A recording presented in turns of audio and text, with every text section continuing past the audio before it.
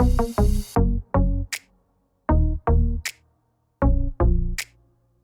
everybody, what's going on? Well, listen, today's video is going to be focused on, well, our little hamster Carl partially and his enclosure because, well, we're getting a new animal that we're rescuing. In fact, it's going to need a home. So that's what we're going to be focused on. So what we did is we went out and we picked up this epic new cage for this new animal. I mean, this thing's going to be... I'm just kidding. I'm totally kidding. Just like we rescue animals, you guys rescued us. And you encouraged us in our comments to do better, to read more, to research, to understand the proper care of a hamster. And that led to some pretty epic builds. We started with this bin enclosure that you see right here that turned out fantastic. We also took that a little further and built this IKEA bookshelf enclosure that we refer to as Hamster Mansion that little Carl has lived in for a while. And if you guys are new to the channel, make sure you go back and watch those builds. And if you've been around a while, well, welcome back and thanks for sticking with us, you know.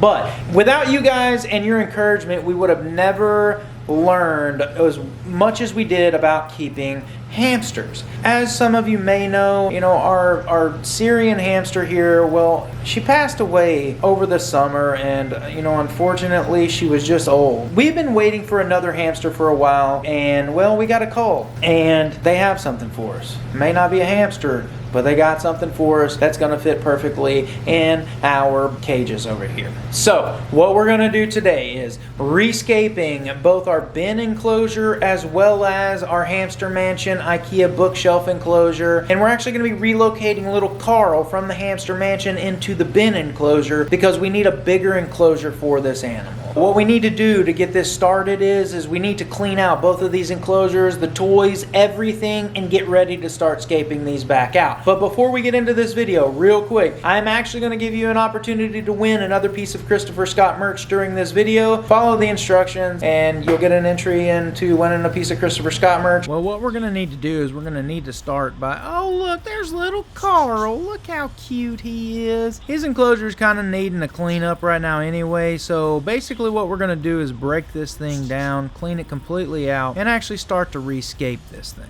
But we'll pull out this whole tunnel system, all of the toys, get all of this stuff cleaned completely up. Then we're going to move to this bin enclosure. We're going to totally tear this thing down as well, completely rescape this, get it all cleaned out, and get this thing ready for little Carl. Alright guys, well we have the bin completely cleaned out. And since little Carl here is such a small little hamster, we just figured that he'd probably be better off in this smaller cage so we can make room for what we're picking up. But we're going to scape this thing out with some sand and some aspen shavings and some bedding, put all of his toys in here. We're going to get this thing decked out exactly the way Carl needs it for him to thrive. So we're going to go ahead and get some aspen shavings as well as a nice layer of sand across the bottom of this bin right now.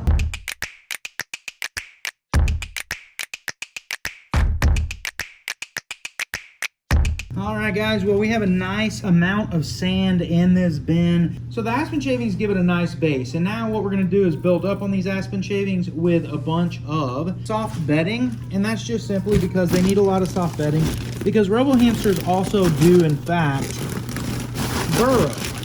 So we got a nice amount of bedding in here as well. And we're going to kind of separate this a little bit. Not completely, it doesn't really matter if the sand and the bedding touch. That's not a big deal. So we're going to go ahead and add a little bedding from his existing enclosure just so he has his scent in here and he knows that this is in fact his home. So we're going to get this all mixed up like this. Now it's just a matter of moving his water bottle, which is a very simple task. So we'll put his food bowl back here as well and all of his little balls. Actually, I completely forgot. We got to set up his tunnel system. I'm such a doofus. Let me move this substrate out of the way and we're going to get that done. All right, well, we got the tunnel system back in. So here's an entrance here. Here's an entrance over here. We have his little balls in his food dish as well as his water bottle. And what we're going to do now is put his little hide back up in here. We will scatter feed him as he is a forager, so that will also be happening. But now what we need to do is go ahead and get the wheel in. All right, well, before we put Carl in here, let's go ahead and spread some of his food out around, just like this. That way he knows that he's got a place and he's got food to eat, things of that nature. Everything is ready to go other than adding Carl to this. So we're gonna go ahead and get him into this cage now. And there is Carl, he is gone. He is in his, look at him, there he is right there. Hey Carl, what do you think about your new home, buddy? What do you think, huh? What do you think? He's like, don't touch me. You put me somewhere new. Look at him. Well, I think he likes it. He's like, where's my wheel? Checking it all out. All right, well, Carl is loving his new home. So he's gonna continue exploring around. We're gonna go ahead and put the top on this thing and get moving to rescaping this for our new animal.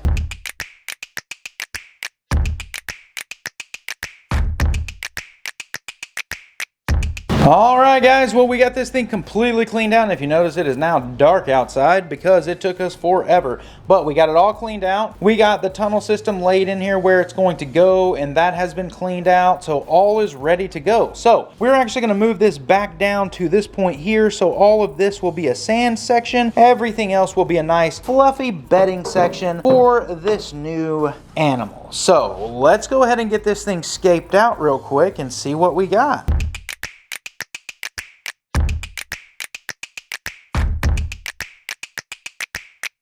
Alright guys, well, we have the initial scape done, and now what we need to do is go ahead and add back our little bridge back into the sand area. We're going to go ahead and give this guy a little Timothy hay mat, as well as his little wood hide here, like this. Give him some balls to play with. We have another little wood ramp. We'll stick it like right here, as well as some apple sticks, so he has something to chew on. We're gonna put some food out here and scatter feed, because as we know, hamsters are in fact foragers. So we have this entire thing set up now, and now it's time to introduce you guys to our new little animal right now. So let's take a look. Well guys, I'm not sure if you hear this, but he is screaming and I just don't understand. Look at how sweet he is.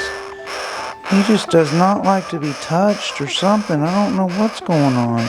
Poor little guy. Well, let's go ahead and get him in the cage here so he can get acclimated and, you know, understand that he's safe. There you go. All right, guys. Well, this little guy is super scared. And, you know, I was told from the store where I picked him up that he was not in a great situation. I'm not sure what that actually means, but we're going to have to work with him and see. If any of you guys know that sound he's making, I've honestly never heard a hamster make that sound. So if you know what that sound is, please comment below and let me know. And I'm going to do some research on it as well and try to see if I can figure out what's going on with this little guy. Because all we want to do is just make sure we take care of him and take care of him in the proper way. So if you happen to know what that sound is, please let me know in the comments. So I went and I did some research and I started reading about hamsters, and I am fully almost 100% positive that our little guy is in fact blind. And there are many reasons why. I did not show this on camera, but just from the way he reacts to me when I'm close to him with my hand, he does not realize I'm there until after I have touched him. I know hamsters have really bad eyesight in general, but this guy is, well, he's not solid white, yet he has pink eyes, and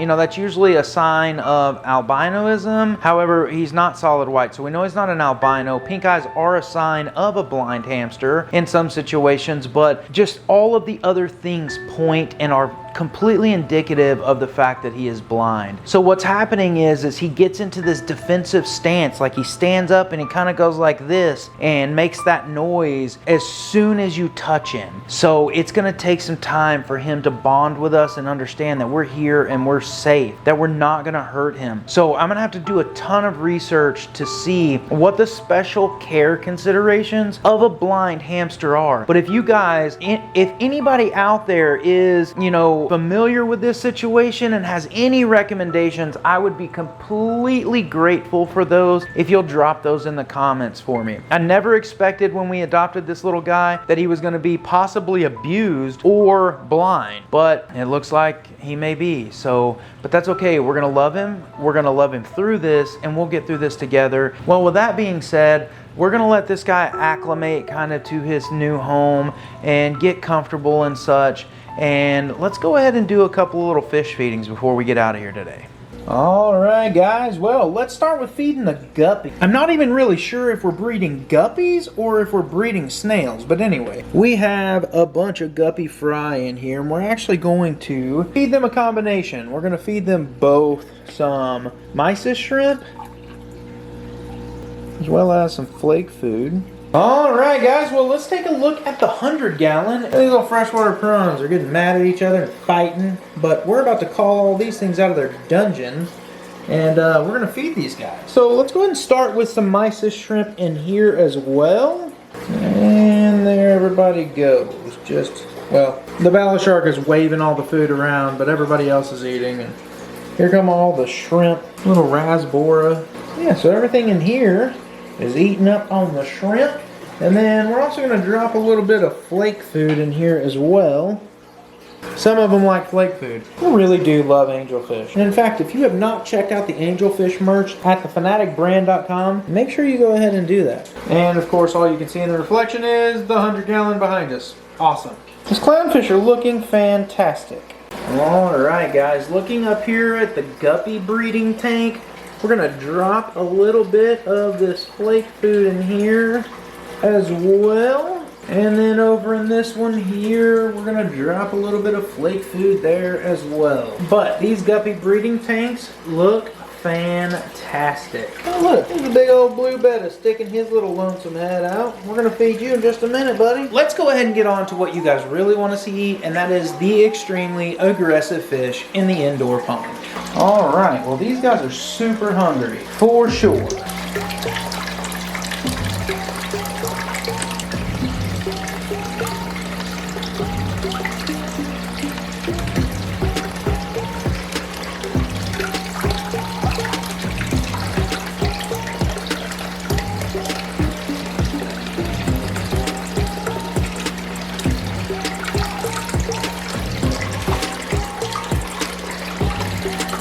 Come on, Goby McGuire, look at him. He's poking his head out down there. Come on. Come on.